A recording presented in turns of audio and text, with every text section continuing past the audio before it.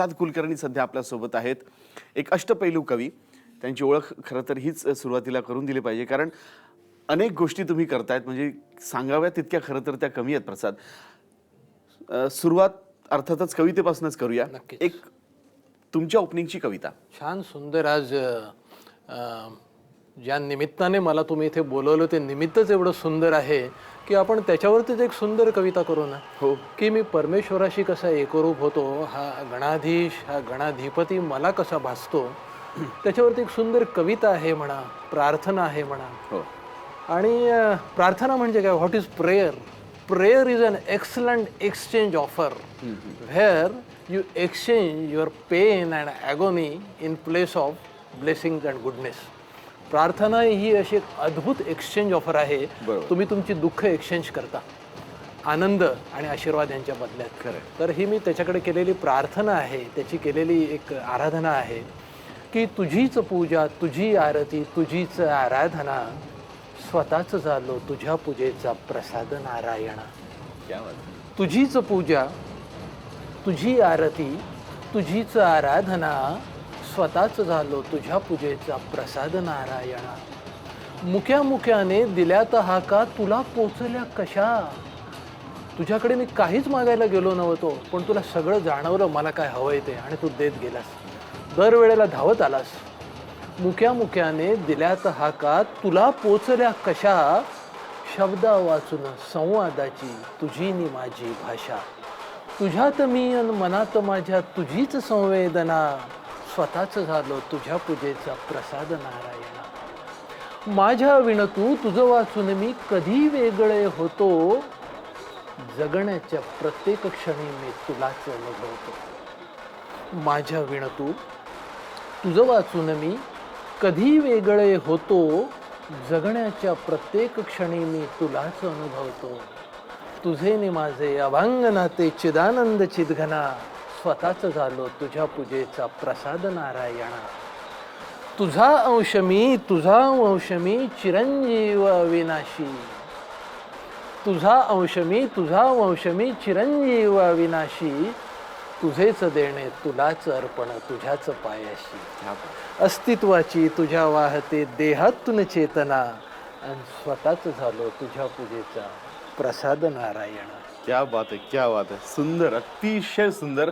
म्हणजे सुरुवात जी झालेली आहे या सेगमेंटची, या सगळ्या कार्यक्रमाची, ही अतिशय सुंदर झालेली आहे. आणि मी त्याचं अधिष्ठान म्हणणारा माणूस आहे. बरोबर आहे. मी स्वतः सकारात्मक, हे माझं कामच माझं आहे की मी मोटिवेटर आहे. म्हणूनच आलात ना तुम्ही, त्याचा प्रसाद म्हणूनच आमच्याकडेही आज तुम्ही आलेला आहात. असं म्हणायला हरकत नाही. मी असं समजतो, मी मोटिवेटर हेच माझं काम आहे, हाच माझा व्यवसाय आहे. खरंच. आणि आनंदाने जगणं आणि लोकांना आनंदाने जगायला शिकवणं, आणि त्याला त्याचं अधिष्ठान आहे. बरोबर आहे. संकल्प आणि सिद्धी यांच्यामध्ये परमेश्वर उभा असतो असं म्हणतात. तुम्ही मान्य करा किंवा करू नका, पण आस्तिक आणि नास्तिक या दोन भावनांच्या दरम्याने तुमच्या श्रद्धेचा पेंडुलम, श्रद्धेचा लंबक सतत हेलकावे खात असतो. मान्य करावं का करू नये, करावं का करू नये, मी मानतो. बरोबर. त्याला शरण गेल्याशिवाय का त्याची आराधना केल्याशिवाय, त्याचं अधिष्ठान असल्याशिवाय कोणतेच संकल्प सिद्धीला जात नाहीत. खरंय. हा माझा ठाम विश्वास आहे. नाही, आणि खरं तर या कार्यक्रमाची सुरुवात किंवा या कार्यक्रमाचा सगळा जो बेस आहे किंवा हे आहे, हे सगळं विसर्जन हा गणेशच आहे. या सगळ्या गोष्टींवर उभा आज आमचा हा कार्यक्रम देखील आहे, आणि हाच कार्यक्रम पुढे घेऊन जायचा आहे. तुमच्याशी आणखी गप्पा मारायच्यात. कवितेनं सुरुवात झालेली आहे, कारण हा प्रसाद आम्हाला आणखी अनुभवायचा आहे भरपूर वेळ. त्यामुळे तुम्ही आमच्यासोबत असणारच आहात. दरम्यान आपण पुण्याला जातोय. पुण्यामधला जो उत्साह आहे, काय सध्या पुण्यामधल्या जे मानाची गणपती आहेत पुण्यामधले, त्यांच्या मिरवणुका ह्या सुरुवात झालेली आहे. थेट आपण सध्या जातोय ते म्हणजे पुण्याला. नमस्कार. साम टीव्हीच्या माध्यमातून सार्वजनिक गणेशोत्सवाच्या नयनरम्य अशा या मिरवणुकीमध्ये मी विनोद सातव आपलं पुन्हा एकदा स्वागत करतो. आपण आज घर बसल्या या सार्वजनिक गणेशोत्सवाच्या नयनरम्य अशा या मिरवणुकीचं व्हिज्युअल्स आपण पाहत आहोत. आणि पुण्यातील प्रसिद्ध असा हा लक्ष्मी रस्त्यावरील मुख्य मिरवणुकीला सुरुवात झालेली आहे. शासकीय पूजा केल्यानंतर मानाचा पहिला गणपती कसबा गणपती कसबा सार्वजनिक गणेशोत्सव हा गणपती मुख्य मिरवणुकीमध्ये सहभागी झालेला आहे. पावसाची रिमझिम सुरू आहे. पावसाची रिमझिम जरी चालू असली तरी तितकाच उत्साहाने सर्व कार्यकर्ते आणि असंख्य पुणेकर हे रस्त्यावर बाप्पाच्या दर्शनाला दाखल झालेले आहेत. आपण आमच्या सामच्या प्रतिनिधीने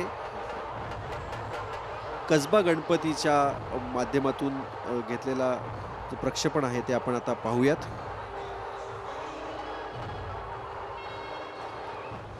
मानाचा पहिला गणपती कसबा गणपती हा विसर्जन मिरवणुकीला आता सुरुवात झालेली आहे. शासकीय पूजा जी महापौर आणि पालकमंत्री यांच्या हस्ते होत असते ती शासकीय पूजा संपन्न झालेली आहे आणि आपण पाहू शकतो की अत्यंत भावपूर्ण वातावरणामध्ये कसबा गणपतीच्या मिरवणुकीला सुरुवात झालेली आहे. या ठिकाणी दाळमंडई परिसरामध्ये मोठ्या प्रमाणामध्ये पुण्यातील भाविक आणि गणेश भक्त जे आहेत ते या परिसरामध्ये एकवटलेले आहेत आणि अत्यंत भावपूर्ण वातावरणामध्ये गणेश विसर्जनाला सुरुवात झालेली आहे. कसबा पेठेतला पहिला गणपती जो मानाचा आहे त्याच्या विसर्जन मिरवणुकीला आता सुरुवात झालेली आहे आणि आपण पाहू शकतो की हा गणपती आता विसर्जनाला विसर्जन मार्गाकडे मार्गक्रमण करत आहे.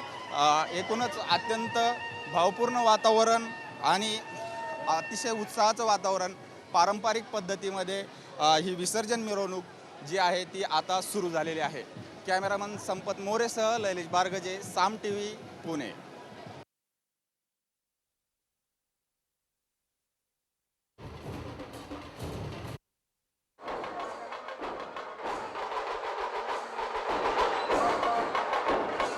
लक्ष्मी रस्त्यावर मुख्य मिरवणुकीमध्ये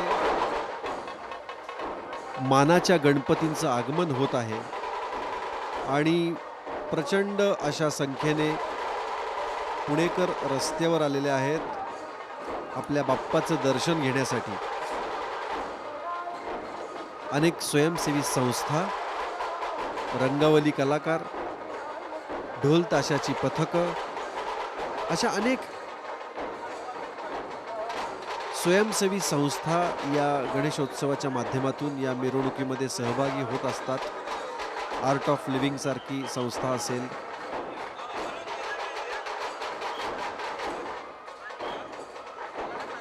आमचे प्रतिनिधी लैलेश बारगजे यांनी पुण्याच्या पोलीस आयुक्तांशी बातचीत केलेली आहे, ती आपण काही क्षणात पाहूयात. पुण्यातल्या विसर्जन मिरवणुकांना सुरुवात झालेली आहे आणि त्या दृष्टीने पोलीस प्रशासनाने देखील अत्यंत चोख असा पोलीस बंदोबस्त ठेवलेला आहे. मोठ्या प्रमाणामध्ये पोलीस बंदोबस्त विसर्जन मिरवणुकांच्या भोवती आहे आणि हा बंदोबस्त कसा आहे हे आपण जाणून घेणार आहोत पुण्याच्या पोलीस आयुक्त रश्मी शुक्ला यांच्याकडून. मॅडम, एकूण कसा पोलीस बंदोबस्त आहे आणि कशा प्रकारची पोलीस प्रशासनाने आज हे घेतलेली आहे? प्रत्येक ठिकाणी जवळजवळ 9,000 पोलीस कर्मचारी आणि अधिकारी विसर्जन मिरवणुकीसाठी तैनात आहे.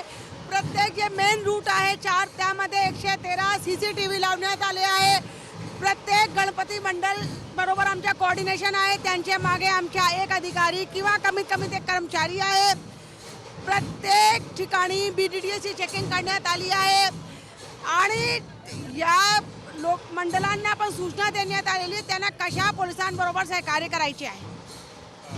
त्याबरोबरच सहआयुक्त सुनील रामानंद देखील आपल्यासोबत आहेत. सर, आपण पुढे असणार आहात, कसा बंदोबस्त आपल्याकडून होणार आहे? नाही, हे जे 4 प्रमुख रस्ते आहेत, लक्ष्मी रोड आणि टेकर केळकर आणि टिळक रोड, या रोडवरती आपण या रोडनं सेक्टरमध्ये याचं वाटप केलेलं आहे आणि प्रत्येक सेक्टरमध्ये एक DCP दर्जाचे अधिकारी आहेत, त्यांच्यासोबत DCSP इन्स्पेक्टर जे आहेत त्यांचे चमू आहेत. तर आता विसर्जन मिरवणूक सुरू झालेली आहे, ती आता चालत राहील आणि सर्व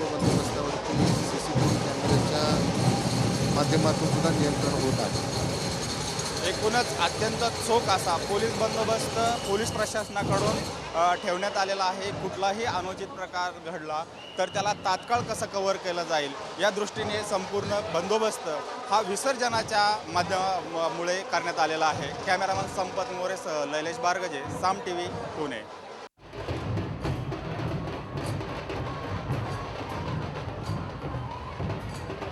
लक्ष्मी रस्त्यावरील मुख्य मिरवणुकीची प्रत्यक्ष देखरेख पुण्याचे पोलीस आयुक्त आणि पुण्याचे सर्व वरिष्ठ पोलीस अधिकारी जातीनं करत आहेत.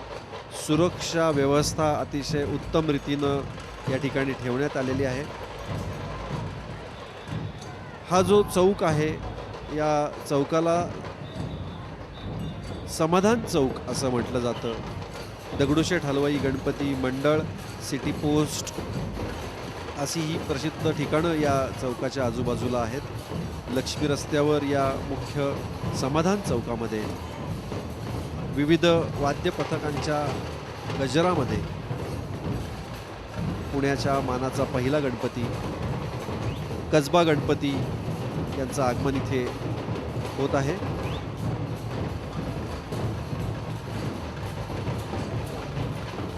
राष्ट्रीय कलावर्धिनी या कलाकारांचं जे पथक आहे आपण पाहू शकतो की रांगोळी अतिशय सुंदर अशा रंगावलीचं प्रदर्शन या रस्त्यावर या गणेशोत्सवाच्या माध्यमातून अनेक सामाजिक संदेश अनेक कलाकार देत असतात. गणेशोत्सव हा कलाकारांचाही देव असतो. या गणेशाच्या चरणी आपली सेवा अर्पण करत असताना या उत्सवाच्या माध्यमातून लोकमान्य टिळकांना अभिप्रेत असा हा गणेशोत्सव या उत्सवाच्या माध्यमातून अनेक सामाजिक संदेश कार्यकर्ते देत असतात, सामाजिक संस्था देत असतात. राष्ट्रीय कला अकादमी अशी ही जी संस्था आहे या राष्ट्रीय कला अकादमीच्या संस्थेने बालमजुरीवर भाष्य केलेलं आहे आणि अतिशय सुंदर अशी ही रंगावली या लक्ष्मी रस्त्यावर बाप्पाच्या स्वागतासाठी काढलेली आहे. आबाल वृद्ध पुणेकर प्रचंड उत्साहाने या मिरवणुकीमध्ये सहभागी होत असतात. शालेय विद्यार्थी विद्यार्थिनी, महाविद्यालयीन तरुण तरुणी मोठ्या उत्साहानं आपली सेवा या गणपती बाप्पाच्या चरणी अर्पण करत असतात. वर्षानुवर्ष आपण पाहतो की रंगावली मानाच्या गणपतींना या रांगोळीच्या पायघड्या लक्ष्मी रस्त्यावर घातल्या जातात.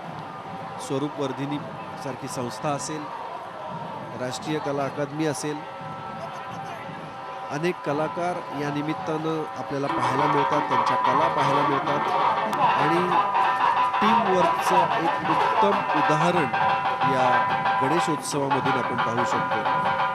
ही सर्व सुशिक्षित तरुण तरुणी, कॉलेजमध्ये जाणारे तरुण तरुणी आपलं काम सांभाळून वर्षातून एक हा उत्सव जो आहे सार्वजनिक उत्सव कसबा गणपती मानाचा पहिला गणपती जो आहे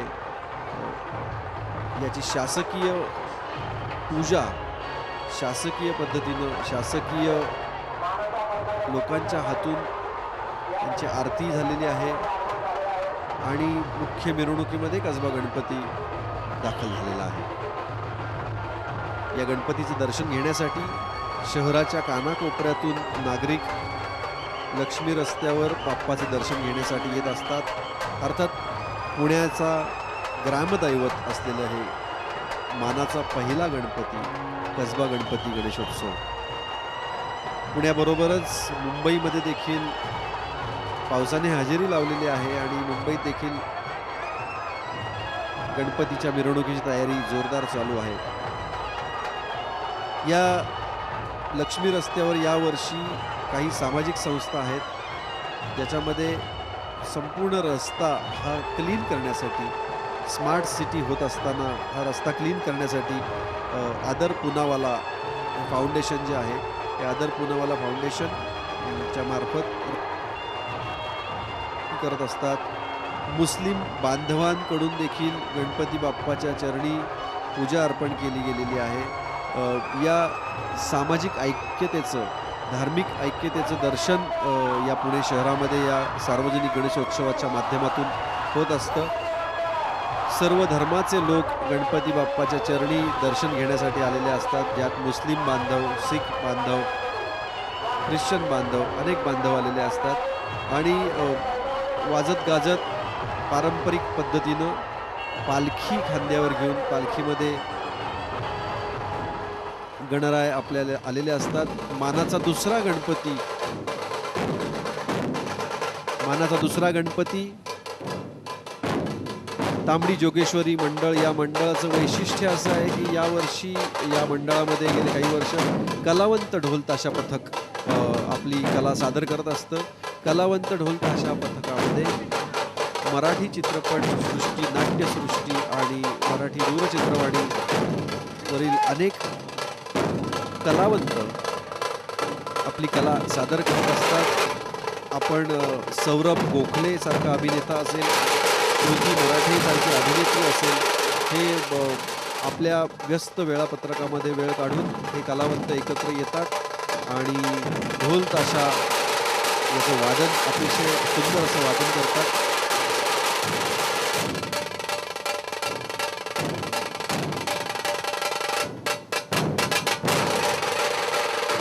श्री तांबडी जोगेश्वरी सार्वजनिक गणेशोत्सव मंडळामध्ये दाखल झालेले हे सर्व कलाकार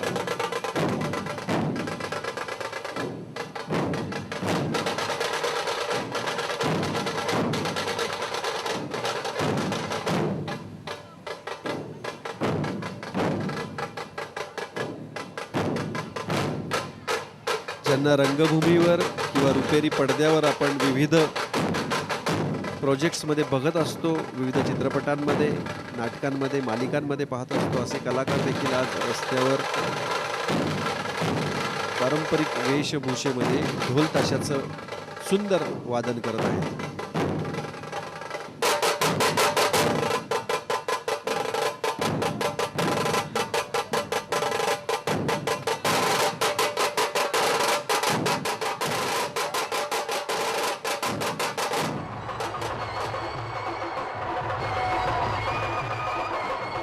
यामध्ये तरुणांबरोबर लहान मुलांचाही उत्साह आपण पाहतो। बाजीराव मस्तानी या चित्रपटातून प्रेरित होऊन बाजीरावाचं देखील वेशभूषा केलेला छोटा मुलगा आपण पाहिला। कलावंत ढोल ताशा पथक गेले 3 वर्ष पुणे शहरामध्ये कार्तिक केंडे दिग्दर्शक असतील, श्रुती मराठे आपण पाहू शकतो, हा बाजीरावाचा पुण्यातील बाजीराव, छोटा बाजीराव पेशव्यांचं रूप घेऊन मिरवणुकीत सामील झालेला आहे। अशी विविध छोटे असतील, मोठे असतील, अनेक कलाकार या गणेशोत्सवाच्या माध्यमातून त्यांना व्यासपीठ मिळत असतं। टिपरी पथक, ध्वज पथक, ढोल ताशा पथक, या सर्व ऊर्जा निर्माण करणाऱ्या गोष्टी या मिरवणुकीमध्ये आपण पाहतो, ऐकतो।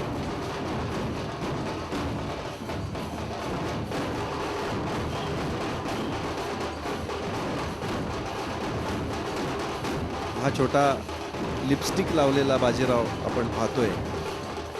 गंमत असते या मिरवणुकीमध्ये, छान छान कपडे घालून लहान मुलं तर येतातच, त्याचबरोबर महाविद्यालयीन तरुणी देखील अनेक ठिकाणी आपण पाहिलं की नऊवारी साड्या नेसून ढोल ताशा वादनाला ते आलेले आहेत। धोतर नेसून अनेक तरुण कमरेला ढोल बांधून ढोल वाजवत असतात।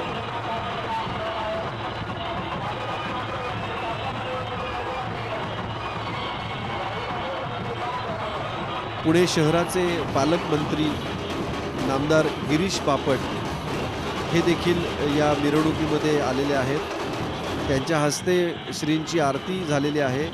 आमच्या प्रतिनिधींनी बातचीत केलेली आहे पुण्याचे पालकमंत्री नामदार गिरीश बापट यांच्याशी। आपण पाहूयात नामदार गिरीश बापट। मानाच्या गणपतींची विसर्जन मिरवणूक सोहळा आता सुरू होतोय आणि पुण्यातले सगळे मान्यवर या निमित्ताने एकत्र असतात. पालकमंत्री गिरीश बापट आपल्याबरोबर आहेत, महापौर आहेत, त्यांच्याशी बोलूया. आत्ताचा सगळा उत्साह तुम्हाला काय नेमका दिसतोय? फार अत्यंत उत्साहाच्या आणि आनंदी वातावरणात गणरायाच्या मिरवणुकीला सुरुवात झाली आहे. मी आणि मान्य महापौरांनी पहिला मानाचा गणपती आहे त्याचं दर्शन घेऊन हार घातलेला आहे. आता ओळीने मानाचे पहिले 5 गणपती आहेत ते जातील आणि वेळेत मिरवणुकीला सुरुवात झाली. आज नागरिकांच्यात प्रचंड उत्साह आहे. त्यात पाऊस पडल्यामुळे देखील आनंदी वातावरण आहे.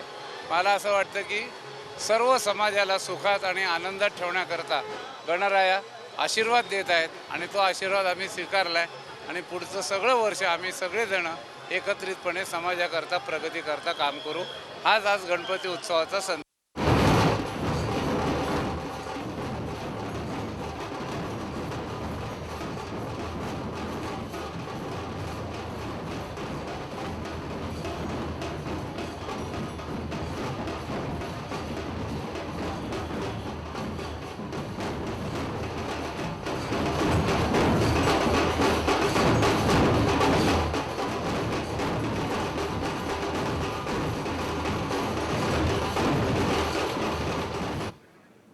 तर हा होता पुण्यातला उत्साह. इकडे मुंबई स्टुडिओमध्ये हे उत्साह कायम आहे आणि तो उत्साह कायम ठेवण्यासाठी आपल्यासोबत प्रसाद कुलकर्णी आहेत. प्रसाद, कवितेपासून सुरुवात झाली, आता सुरुवात तुमच्यापासून. कसा प्रवास होता या सगळ्या कविता क्षेत्राचा? आज इथपर्यंतचा टप्पा आपण गाठलेला आहे. अष्टपैलीत्व खरं तर मलाही आणि प्रेक्षकांना ऐकायला आवडेल.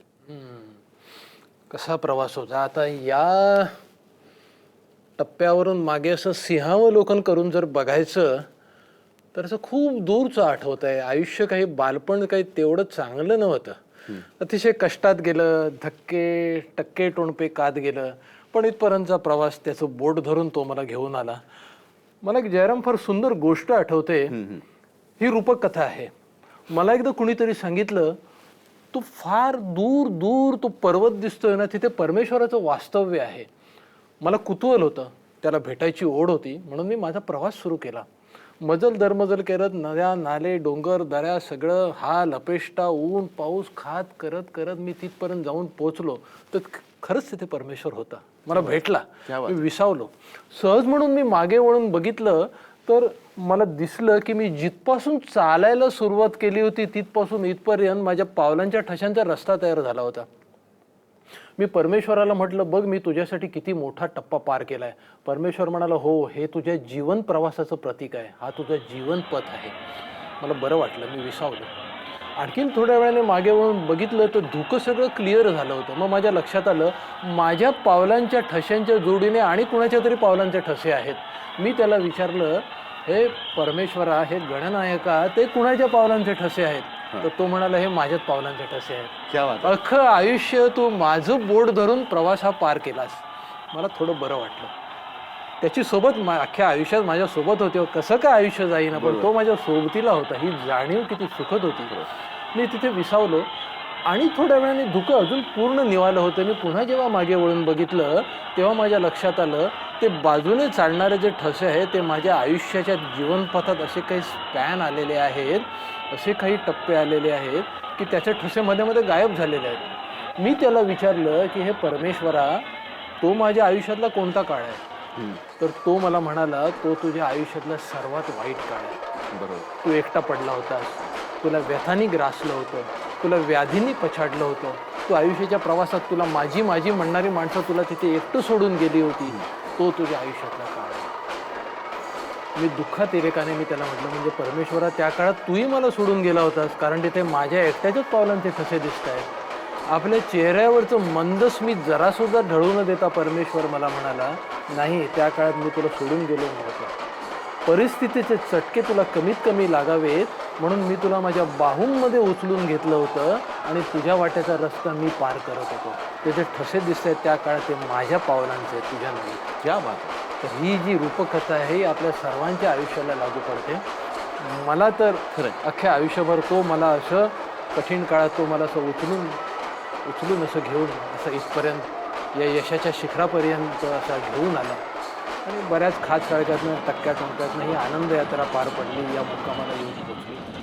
आज 6 कविता संग्रह नावावरती आहेत. मराठीत शुभेच्छा पत्रांची संकल्पना मी रुजवली म्हणून नाव घेतलं जातं. एक काही पिक्चर आहेत 1.5-2 डझन, तेवढ्याच ध्वनिफिती आहेत. आनंद यात्रासारखा एक मोटिवेशनल एक असा कार्यक्रम तो खूप लोकप्रिय आहे. ही आनंद यात्रा त्याच्या आशीर्वादाने इथपर्यंत येऊन पोचलेली आहे. बरोबर, नक्कीच. इथपर्यंतचा हा प्रवास ऐकल्यानंतर म्हणजे आणि तो सांगण्याची जी स्टाईल तुम्ही वापरली ही खरं तर वाखाणण्याजोगी होती. सुंदर. हां. मत पूछो ये क्यों और कैसे, उत्तर मुझको ज्ञात नहीं, वो कहता है मेरे मुंह से मेरी औकात नहीं, क्या बात. मेरी औकात नहीं. तोच वदवतो माझ्या तोंडातून. हे माझं काही नाही, मी नम्र आहे. सुंदर सुंदर. खरं तर बुद्धीची देवता आहे आणि त्या देवतेने तुम्हाला दिलेला तो प्रसाद आहे आणि तुम्ही आमच्यासोबत आहात, तर हा प्रसाद आपल्याला जास्तीत जास्त प्रेक्षकांपर्यंतही पोहोचवायचा आहे. मला एक सांगा की या सगळ्या टप्प्यामध्ये जी सुरुवात झाली कवितेची, खरे तर कवी म्हणून तुम्ही सुरुवातीला समोर आलात, नावलौकिकाला आलात, सांजगारवापासून नावलौकिकाला आलात आणि त्यानंतर मग हे इतर पैलू तुमचे समोर यायला लागले. बरोबर. कवितेची सुरुवात लिखाणाची इतर कशा पद्धतीने झाली, कुठून झाली आणि तेव्हा लिहिलेली एखादी पहिली कविता आठवते? कवी हा जन्मावा लागतो. कविता करायची म्हणून करता येत नाही आणि ती जेव्हा करायची होते तेव्हा टाळू म्हणून टाळता येत नाही. कवितेचे स्पर्म्स हे तुमच्या जीन्स हे तुमच्या रक्तातच असावे लागतात. मोडून तोडून जी केले जाते. म्हणजे आमचा एक कवी मित्र म्हणजे मोठा किशोर कदम सौमित्र, तो असं म्हणतो की कालच्या सारखे आज झाले, पाखरांसारखे शब्द आले. तेव्हा तुमच्या लेखणीच्या टिपेवरती शब्द आपोआप येऊन बसायला लागतात. बरोबर. कवितेचा डास मला बऱ्याचदा ट्रेनमधल्या गर्दीच्या दलदलीत चावतो आणि मी जेव्हा ट्रेनमधून खाली उतरतो गोरेगाव स्टेशनवरती तेव्हा त्या कवितेचं फुलपाखरू झालेलं असतं. बागेतल्या गुलाबाच्या झाडाला असंख्य कळ्या लगडून याव्यात तशा माझ्या मनामध्ये कल्पना मोहरत जातात आणि एकेका कळीतने एक गुलाबाचं फूल जसं उमलत जावं तशी माझी एक कविता जन्माला येते.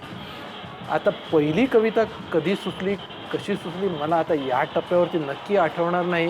हा 2.5-3 दशकांचा कवितांचा प्रवास आहे इथपर्यंत घेऊन आला. पण कविता माझा श्वास आहे आणि मला असं वाटतं की आयुष्य खूप सुंदर आहे हे ज्यांना कळतं त्यांना ती कविता वाटते, ज्यांना कळत नाही त्यांना तो निबंध वाटतो. मी एखाद्या कवितेसारखं आयुष्य जगतो. आपल्याला जगता आलं पाहिजे. एक सुंदर कविता या निमित्ताने होऊन जाऊ दे. बिलकुल. ही सुद्धा परमेश्वरावरती कविता आहे. मला परमेश्वर मूर्तीमध्ये कधीच भेटत नाही. आपण आज विसर्जन करणार आहोत ते मूर्तीचं, त्या तत्वाचं नाही, त्या शक्तीचं नाही. ती शक्ती आदी आहे, अनंत आहे. तेव्हा मला परमेश्वर कुठे भेटतो आणि कसा भेटतो त्याची ही कविता आहे. आयुष्याच्या कुठच्या टप्प्यावरती ही कविता केली होती ते सुद्धा आता आठवत नाही. पण कविता अशी आहे साम टीव्हीच्या रसिकांसाठी की मला न पटल्या बालाजीच्या तिरुपतीच्या अफाट रांगा, मला खटकली रामेश्वरच्या पुण्यभूमीतील गटारगंगा. मला न पटल्या बालाजीच्या तिरुपतीच्या अफाट रांगा, मला खटकली रामेश्वरच्या पुण्यभूमीतील गटारगंगा. विटल्या माझ्या नेत्रपाकळ्या शिर्डीमधली बजबज पाहून अन भावभक्तीची उसन उधारी पंढरपूरच्या बाजारातून. मला न रुचली दक्षिणेतली गगनचुंबिती उंच गोपुरे, पुन्हा पुन्हा मन मला म्हणाले गड्या यातून देव नाही रे. देवाचा त्या शोध सरेना फिरून आलो दिशा दहाही, मनास तगबग उरात लगबग देव दिसेना मला जराही. इथे कवितेचा अर्धा टप्पा संपतो. आता मला देव कुठे भेटतो ते सांगतो. लक्षपूर्वक ऐका बरं का. मला देव कुठे भेटला माहिती आहे? आणि अचानक एके दिवशी शेतावरती हलता डुलता, आणि अचानक एके दिवशी शेतावरती हलता डुलता, मला गवसला तो रस्त्यावर उन्हात जळत्या खडी फोडता. माथाड्याच्या माथ्यावरती घामामधून टपटपताना, टकमक डोळे बालक होऊन भिकारणीचे स्तन लुचताना. मूल होऊन देव रांगतो, फूल होऊन गंध वाटतो, भरमात्याने दारी येऊन घोट जलाचा देव मागतो. मला समजले देव नसावा अशी एकही नसते जागा. मला समजले देव नसावा अशी एकही नसते जागा. आणि तेव्हापासून सदैव असतो पुरातनाच्या ईश्वराला. क्या बात, क्या बात. सुंदर. म्हणजे ईश्वर कुठं आहे, कुठं जाणला पाहिजे हे अतिशय उत्तम आणि या कवितेतनं ते खरंच समोर येत आहे. प्रसाद या ठिकाणी थोड्या वेळासाठी थांबवतो. आपल्याला पुण्याला जायचं आहे. पुण्याला आपल्या प्रतिनिधी आपल्यासोबत असणार आहेत. त्या तिकडच्या अपडेट्स आपल्या सोबत देणार आहेत. अश्विनी जाधव आपल्यासोबत असणार आहे पुण्याहून. अश्विनी, काय सध्या मानाचे गणपती मिरवणुका मानाच्या गणपतींच्या निघालेल्या आहेत. सगळे पुणेकर इकडे आम्ही देखील आणि महाराष्ट्रातली तमाम जनता साम टीव्हीच्या माध्यमातून आपल्याला पाहतीये. पुण्यातला हा उत्साह, पुण्यातला जल्लोष पाहतीये. अश्विनी, खास पुण्यातील हा सगळा उत्साह अनुभवण्यासाठी या सगळ्या गोष्टी आम्हालाही तितक्याच या स्टुडिओमध्ये फील व्हाव्यात म्हणून खास आम्ही पुणेरी पगडी घालून पुणेरी वेशामध्ये या ठिकाणी बसलेलो आहोत. तू देखील त्या ठिकाणी अगदी सजून धजून या सगळा उत्साह प्रेक्षकांपर्यंत पोहोचवतेय. काय सध्याची अपडेट आपल्याला सांगता येईल तिथली?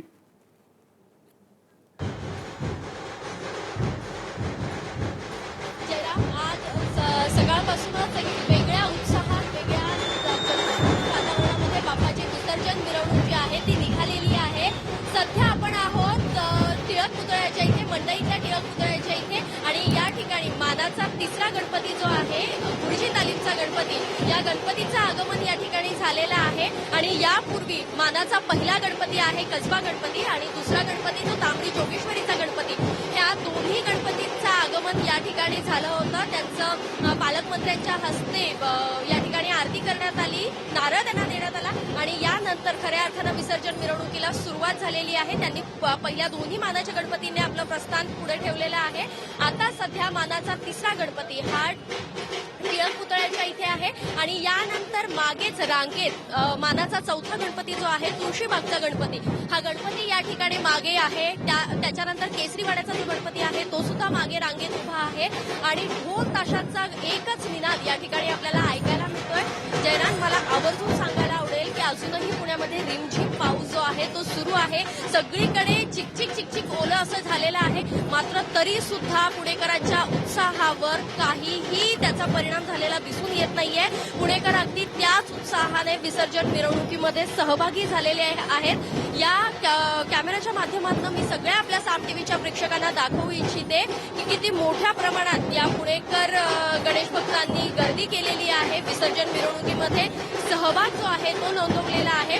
सध्या ही दृश्य पाहत आहात, हा मानाचा तिसरा गणपती आहे गुरुजी तालीमचा गणपती. या ठिकाणी रथामध्ये हा गणपती श्रींची मूर्ती जी आहे ती विराजमान झालेली आहे आणि त्याच्या पाठोपाठ तुळशीबागचा गणपती जो मानाचा चौथा गणपती आहे तो सुद्धा रांगेत उभा आहे. प्रत्येक मानाचा जो गणपती आहे त्या गणपतीच्या पुढे साधारण 3 ते 4 ढोल ताशांची पथकं, बँडचं पथक हे सगळे आहे. ते आपली कला सादर या ठिकाणी करत असतात आणि त्यानंतर एकामागून एक अशा प्रकारे मानाच्या 5ही गणपतींची विसर्जन निघत असते. काही वेळापूर्वी आपण बघितलं वरती पावसाच्या वरतून रिमझिम सरी बरसतात. मात्र तरी सुद्धा हे सगळे जे पुणेकर आहेत हे या ठिकाणी आता अगदी जल्लोषपूर्ण वातावरणामध्ये सहभागी झालेले आहे. ढोल ताशाचा आवाज जयराम तू ऐकतोय, एक वेगळं चैतन्य या सगळ्या आवाजातनं आपल्यालाही मिळत आहे. खरंच अगदी छोट्या मुलापासून नक्कीच, खरंच आहे. हेच चैतन्य अश्विनी आम्ही देखील या ठिकाणाहून अनुभवू शकतोय. पुण्यातला हा सगळा उत्साह आम्ही देखील अनुभवू शकतोय तुझ्या माध्यमातून. मला यापुढे जो उत्साह तू दाखवतेस आणि पाऊस ज्या पद्धतीनं आता सध्या पुण्यात रिमझिम सुरू आहे, पावसाचा काही परिणाम या सगळ्या मिरवणुकांवर जाणवतोय का?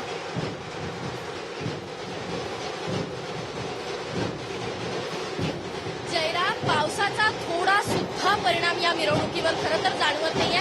ऍक्च्युली जेव्हा सकाळी पावसाच्या सरी बरसत होत्या त्यावेळी काहीशी धाकधूक खरं तर आपल्या सगळ्यांच्या अनेकांच्या मनात होती की काही पावसाचा परिणाम या मिरवणुकीवर होईल का, मात्र त्याचा कुठेही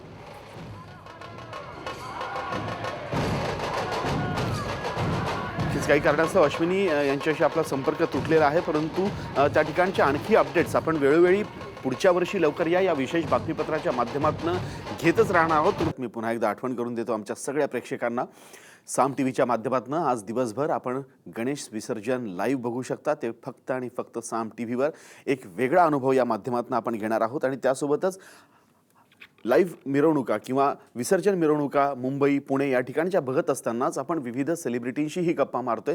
त्यातले प्रसाद कुलकर्णी एक अष्टपैलू कवी आपल्यासोबत आहेत. पुन्हा ज्या गप्पा आहेत त्या तुमच्याकडे वळणार आहेत.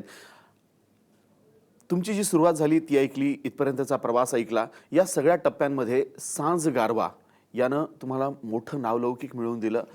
महत्वाचा खरं तर तो टप्पा होता आणि बाप्पा त्यावेळी तुमच्यासोबत होतेच. 100% त्या ज्या प्रवासात आम्ही ऐकलं मगाशी. तर काय सांज गारवाचा जो आपण त्यातल्या कवितेने सुरुवात करू की तसंच करूया. मग कविता अशी आहे, म्हणजे सांज गारवा या संकल्पनेची सुरुवातच या कवितेच्या पार्श्वभूमीवरती होते. संध्याकाळ झाली आहे, बरोबर, तो तिची वाट बघतोय. ही मुळात संकल्पना मिलिंद इंगळे. गारवानंतर त्याचा सिक्वेल म्हणून हा सांज गारवा आला. बरोबर. तर गारवामध्ये किशोर त्याच्यासोबत होता, सांज गारवामध्ये त्याने मला संधी दिली होती. तर संध्याकाळ गारवा पावसाच्या पार्श्वभूमीवरती आहे, सांज गारवा संध्याकाळच्या पार्श्वभूमीवरती आहे. संध्याकाळच्या पार्श्वभूमीवरती तो तुझी वाट पाहतोय, दोघांचं प्रेम उमलत जात आहे. तर ही कविता अशी आहे, ह्या कवितेने सुरुवात होते या संकल्पनेची की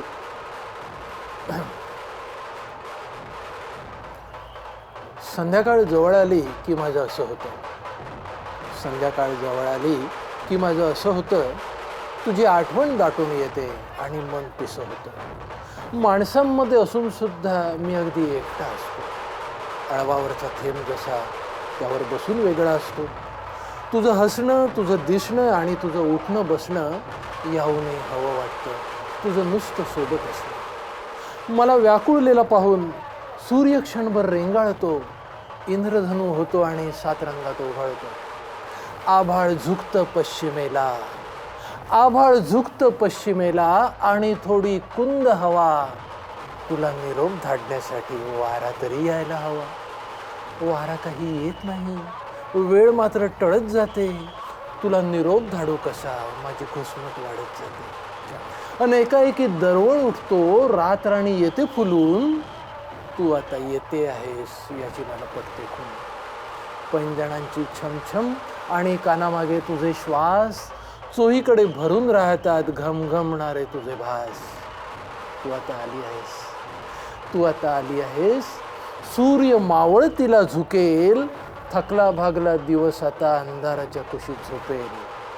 रात्र जागी होईल मात्र, रात्र जागी होईल मात्र, चंद्र उगवत असताना चांदण्यांचा पाऊस पडेल तुझ्यात विसरून जाताना. चांदण्यांचा पाऊस पडेल तुझ्यात विसरून जाताना. या संपूर्ण कवितेमध्ये या तीच्या जागी जर गणेशजी ठेवले तर ही काहीशी तंतोतंत त्यांनाही मॅच करते. प्रश्नच नाही. प्रेम आणि भक्ती बरोबर, ही एकाच संकल्पनेची 2 वेगवेगळी रूपं आहेत. आपण ईश्वरावरती जे प्रेम करतो त्याला भक्ती म्हणतात. समर्पण दोन्ही ठिकाणी असतं, प्रेमातही असतं, भक्तीतही असतं. आपुलकी, जिव्हाळा, आवेग, असोशी दोन्ही ठिकाणी असतात. बरोबर. त्याच्या पायी पण आहेत, तिच्या हृदयी पण आहेत. मुळात गणेश उत्सवाची जी सुरुवात झाली, टिळकांनी जी सुरुवात केली, आज त्याचं स्वरूप अतिशय मोठं झालेलं आहे आणि ते जपलं जात आहे. आपण ते जपतोय कायम.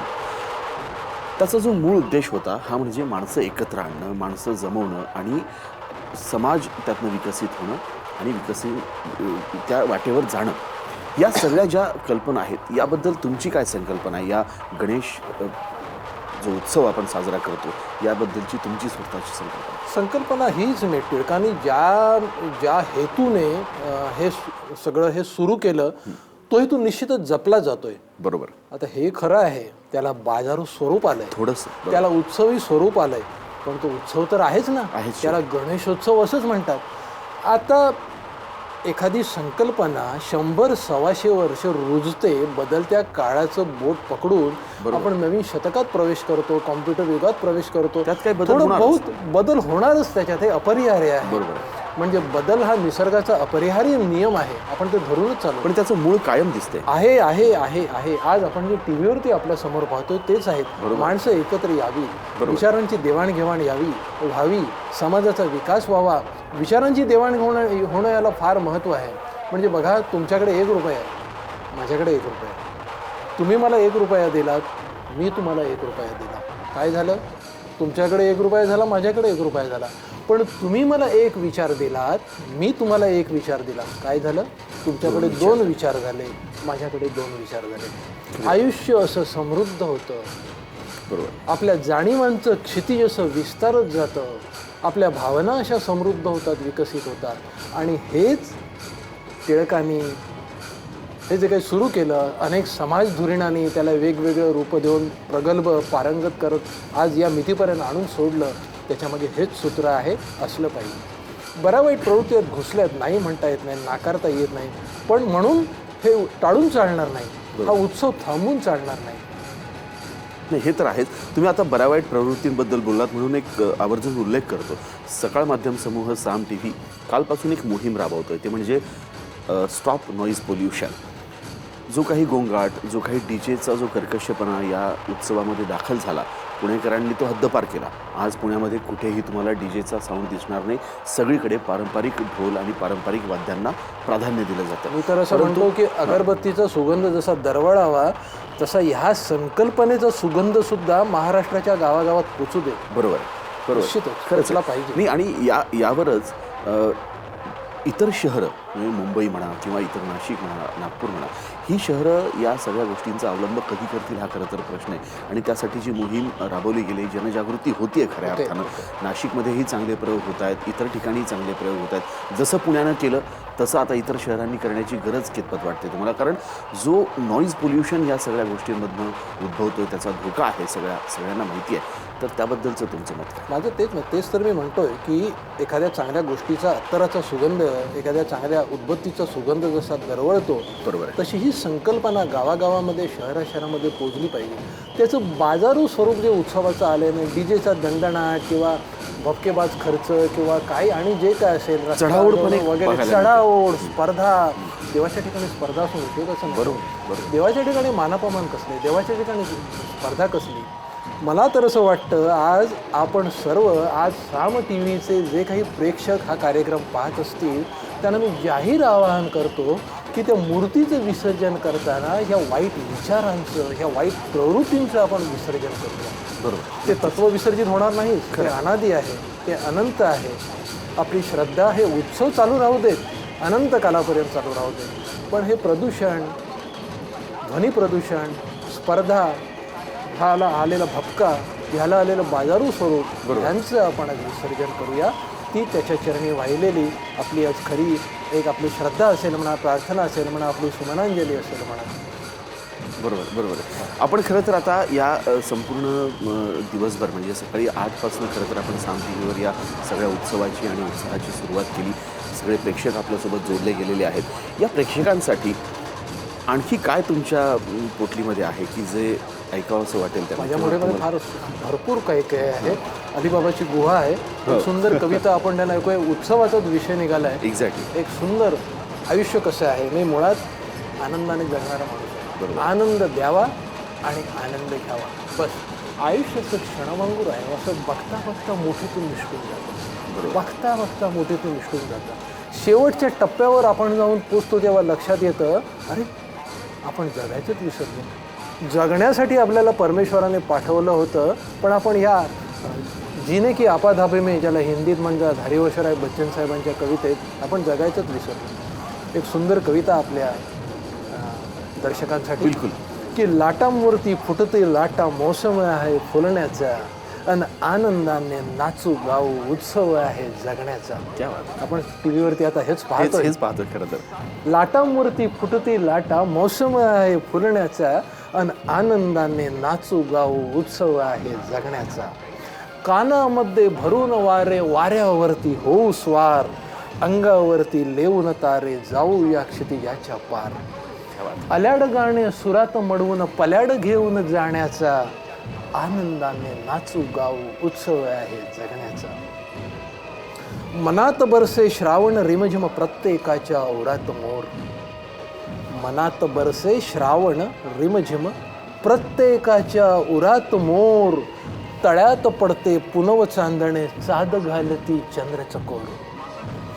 मनात बरसे श्रावण रिमझिम, प्रत्येकाच्या उरात मोर. तळ्यात पडते पुनव चांदणे, साद घालती चंद्र चकोर. तुझे नि माझे मी पण सारे क्षणात एक भुलण्याचा ही स्पर्धा नको, तुझं नको माझं नको. तुझे नि माझे मी पण सारे क्षणात एका भुलण्याचा, आनंदाने नाचू गाऊ उत्सव आहे जगण्याचा. उत्साहाला नकोच सीमा, रंध्रा रंध्रामध्येच जोश. धुंद होऊन सृष्टी नाचे, जो तो बसला हरवून होश. या घटकेला नकोच लटका, प्रयास मागे फिरण्याचा, आनंदाने नाचू गाऊ उत्सव आहे जगण्याचा. लाटा मोरती फुटती लाटा, मौसम आहे फुलण्याचा, आनंदाने नाचू गाऊ उत्सव आहे जगण्याचा. खरंच आहे. आणि हा उत्सव जो जगण्याचा आहे, हाच जगण्याचा उत्सव साम टी व्ही देखील प्रेक्षकांपर्यंत पोहोचवत आहे, तो फुलवत आहे. आणि त्यात तुम्ही देखील भर टाकली आणि तो अतिशय सुंदर पद्धतीनं फुलवला. खरं तर याच्याच पुढची कडी ते म्हणजे गणपती कलेची देवता, विद्येची देवता. हे भरभरून आहे त्या गणेशाकडे आणि ते सगळं भरभरून त्याने आपल्या प्रत्येकाला दिलेलं आहे, तुम्हालाही दिलेलं आहे. गणपतीच्या 12 नावांबद्दलची ही एक विशेष वैशिष्ट्य आहे, त्याचं एक विशिष्ट आहे ती नक्कीच. तर त्याबद्दलही तुमच्याकडनं ऐकायला आवडेल मला. नारदांनी रचलेलं जे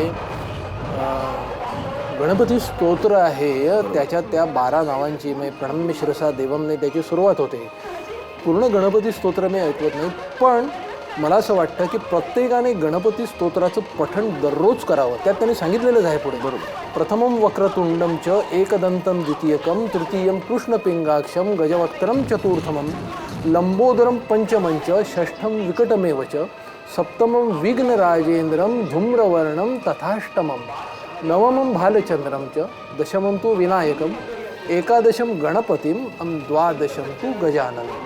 ही 12 नावं जी आहेत त्याचं पुढे असं म्हणतात, द्वादशं तु गजाननं द्वादशैतानि नामानि त्रिसंध्यं य पठेन्नरा न च विघ्न भयंतस्य सर्वसिद्धीकर प्रभो.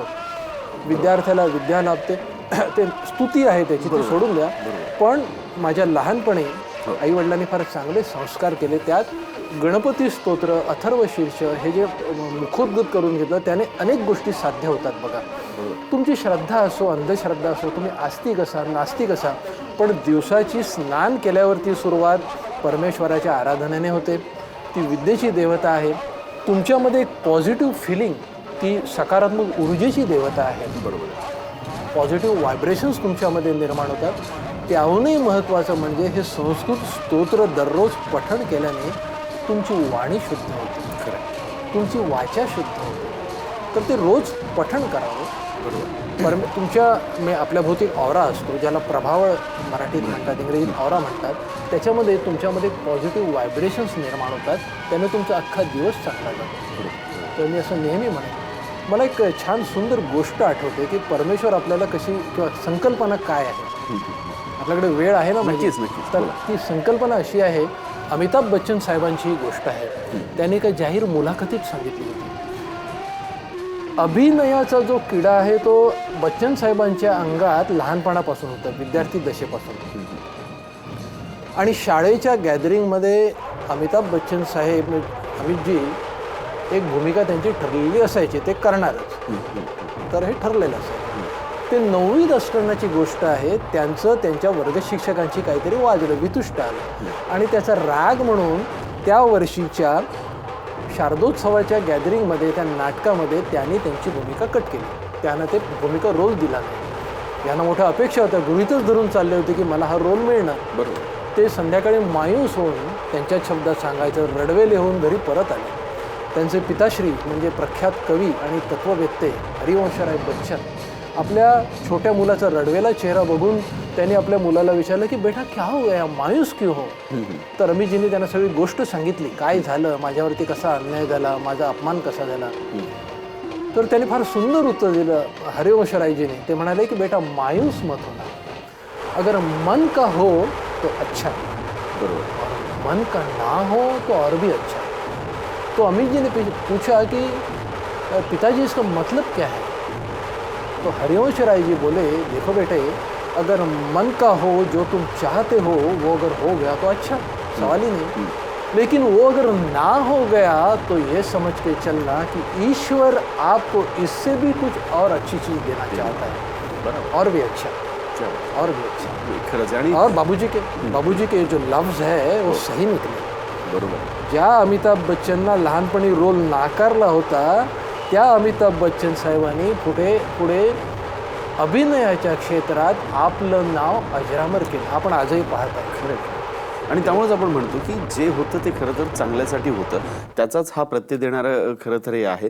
अगदी शेवटचा प्रश्न तुम्हाला आपण विचारून, खरं म्हणजे मर्त्य मानव आपल्याला हे समजत नाही. बरोबर. मी एक शेर त्या शेराने खरं म्हणजे आपण सेगमेंटचा समारोह तो शेर असा आहे की मंदिर में जाकर भगवान के नाम से थोड़ा जप जाप कर लेता हूँ. मंदिर में जाकर भगवान के नाम से थोड़ा जप जाप कर लेता हूँ. फिर ये सोचकर कहीं इंसान से भगवान न बन जाऊँ. थोड़ा पाप भी कर ले. नक्की शेवटच्या टप्प्यात आहोत आपण.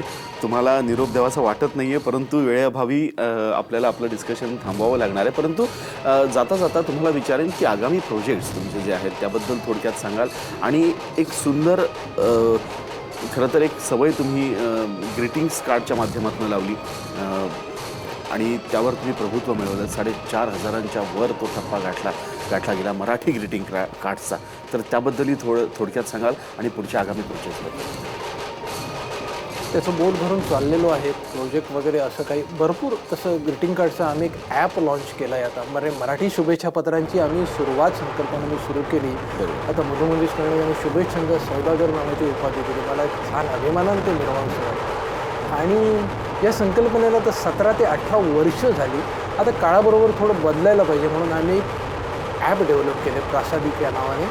आणि त्याला फारच चांगला लोकांचा प्रतिसाद मिळतो. मुळात शुभेच्छांची आपल्याला प्रत्येक टप्प्यावरती गरज पडते. शुभेच्छा म्हणजे काय? आत्म्याने आत्म्याशी साधलेलं संवाद, हृदयाला घातलेली साथ आणि ती उत्कट असते. बऱ्याचदा काय असतं की लोकांकडे शब्द नसतात. प्रेम तुमच्याही मनात उमलत असतं. प्रेम प्रत्येकाच्या आपल्या प्रेक्षक आपले आज हा कार्यक्रम पाहत आहेत. एक छोटंसं सांगतो की प्रेम म्हणजे काय, की मला माझ्या जवळच्या मैत्रिणीला संवाद साधायचा आहे तर मी तिला काय सांगेन की प्रेम लपवायला गेलं की प्रेम उघडं पडतं. प्रेम टाळायला गेलं की घडू नये ते घडतं. शेवटी ठरवलं तुझ्यापाशी मन करावं मोकळं, फक्त 4च शब्दात तुला सांगून टाकायचं माझं तुझ्यावर प्रेम.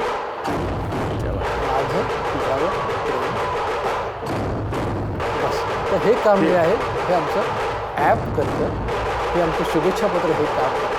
आणि मी परमेश्वराशी अतिशय कृतज्ञ आहे की त्याने लोकांना आनंद वाटण्याचे काम माझ्यावर सोपवलंय, मन जोडण्याचं काम सोपवलंय. बरोबर. आणि हेच प्रेम भक्तिरूपानं आपलं बाप्पावर आहे आणि ते वेळोवेळी प्रकट होतं, वेळोवेळी ते सर्वांसमोर आणलं जातं, आणतो आपण. आणि तेच प्रेम आज साम टी व्हीच्या माध्यमातूनही आपण अनुभवतोय. दिवसभर साम टी व्हीवर गणेश विसर्जनाची ही मिरवणूक, पुणे मुंबई इथला उत्साह हा सगळा अनुभवणार आहोत. सध्या आपण जी दृश्य पाहताय ही पुण्याची दृश्य आहेत. पुण्यामधील मानाचे सगळे गणपती यांच्या मिरवणुका, विसर्जन मिरवणुका यांना सुरुवात झालेली आहे. ढोल पथकांच्या गजरात, पारंपरिक वाद्यांच्या गजरामध्ये आणि अतिशय उत्साहाच्या वातावरणामध्ये पुण्यामध्ये या विसर्जन मिरवणुकीला सुरुवात झालेली आहे. वेळोवेळी या संदर्भातली प्रत्येक अपडेट पुढच्या वर्षी लवकर या विशेष कार्यक्रमामध्ये आपण पाहणारच आहोत. तुर्तास प्रसादजी, तुम्ही आमच्यासोबत वेळ दिलात. इतकं सुंदर कवितांच्या माध्यमातून गणरायाला साकडंही घातलं आपण आणि त्याच्याबद्दलचं प्रेमही व्यक्त केलं. खूप खूप धन्यवाद तुमचे. आभार. एक अल्पशी विश्रांतीनंतर पुन्हा भेटतोय. पाहत रहा पुढच्या वर्षी लवकर या.